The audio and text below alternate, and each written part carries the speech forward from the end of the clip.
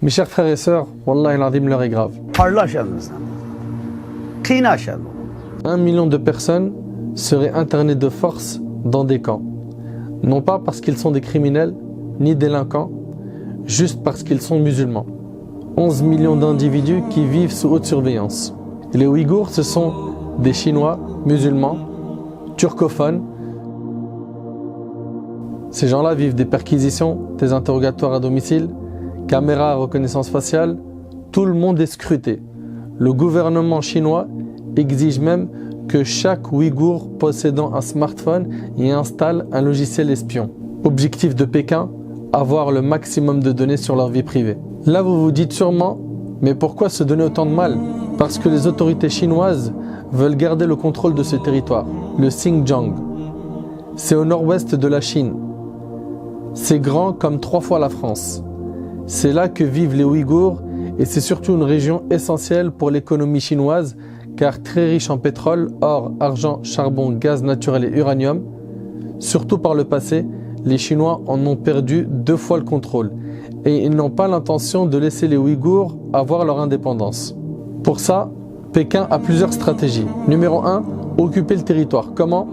Avec de grandes campagnes de colonisation forcée par l'ethnie majoritaire en Chine. Pour vous donner une idée, en 1949, les Han c'était 6% de la population de Xinjiang. Aujourd'hui c'est 50%. Numéro 2, détruire l'identité musulmane et la culture ouïghour. Parler ouïghour est interdit dans les écoles. Étudier le Coran, jeûner pendant le Ramadan, porter la barbe longue ou donner un prénom musulman à son enfant aussi, c'est la prison ou plutôt le camp d'internement. Et que se passe-t-il dans ces camps?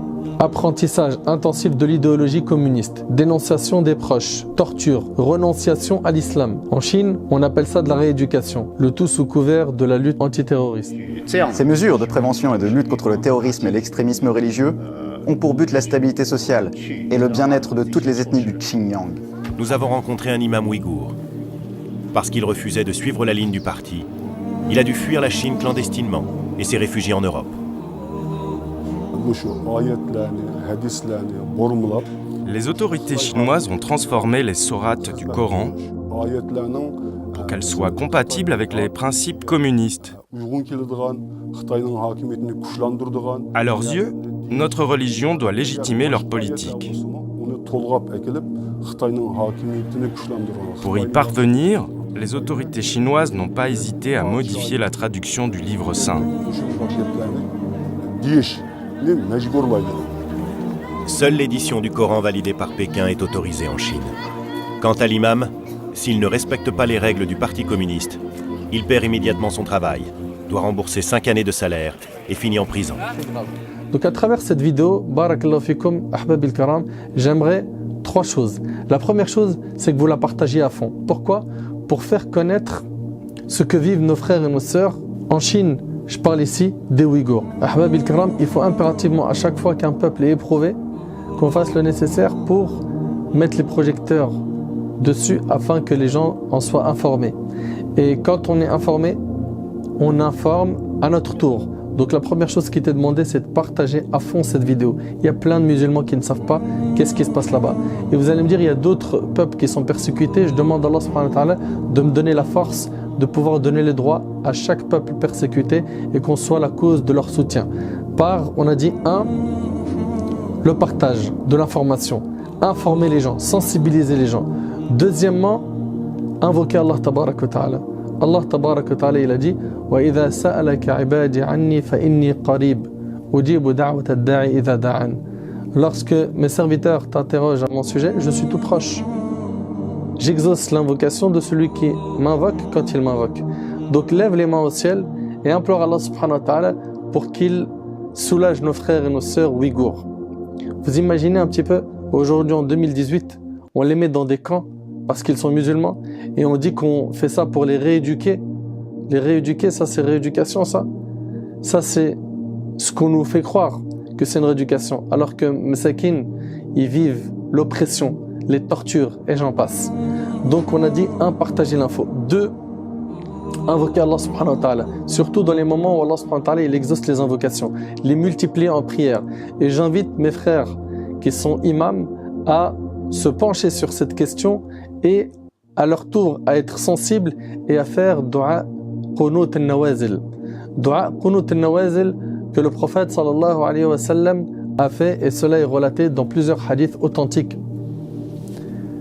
Dans le hadith rapporté par l'imam Muslim et d'autres, selon Anas radiyallahu anhu, le prophète alayhi salatu wa sallam قالت شهرا يدعو على أحياء من العرب ثم تركه وفي لفظ للبخاري قالت شهرا حين قتل القراء فما رأيته حزن حزنا قط أشد منه. Là ici, dans ce hadith de Anas, le prophète sallallahu alayhi wa sallam a fait dua al-qunut pendant un mois. Un mois. Et dans une version de l'imam al-Bukhari, il l'a fait lorsque les Qurra, ceux qui connaissaient le Coran, ont été assassinés. Un mois. Vous imaginez, il était triste alayhi salatu wassalam. Dans un hadith rapporté par l'imam Muslim, selon le Bara ibn Azib, le prophète sallam a fait dua al-qunut dans le Maghrib et dans le Fajr. Dans un hadith rapporté par l'imam Ahmad et Abu Daoud, selon Ibn Abbas, le prophète alayhi salatu wassalam a fait qunut al-nawazil, donc le qunut lors des catastrophes, pendant un mois enchaîné. Et c'était pendant Dhuhr, al-Asr, al-Maghrib, al-Isha et al-Subh. C'était à chaque fois qu'il disait Sami Allahu liman hamida de la dernière rak'a. Il faisait dua contre les ennemis. Donc Allah yabarik fikum, faites revivre cette sunna qui est dua qunut al-nawazil. Concernant qunut al-nawazil, ici on a plusieurs avis. L'imam Malik rahimahullah, de son côté, le qunut ne se fait que pour la prière de subh, mais si c'est fait dans d'autres prières, cela n'est pas annulé. L'imam Abu Hanifa rahimahullah, il dit que ça se fait dans les prières à voix haute. L'imam Shafi'i et l'imam Ahmad se rejoignent plus ou moins dans leurs opinions en disant que ça se fait dans toutes les prières.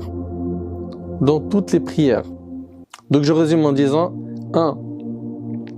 On partage la vidéo. 2. On fait des invocations, on fait revivre dua qunut al-nawazil. Également, Allah yabarik fikum, celui et celle qui a une piste pour les aider fi sabilillah en donnant de son argent, qu'il le fasse. Et bien là, je vais vous laisser un lien d'une association qui vous permet de les aider, à nous d'être sensibles quand on voit nos frères et nos sœurs qui sont lésés, qui sont opprimés partout dans le monde.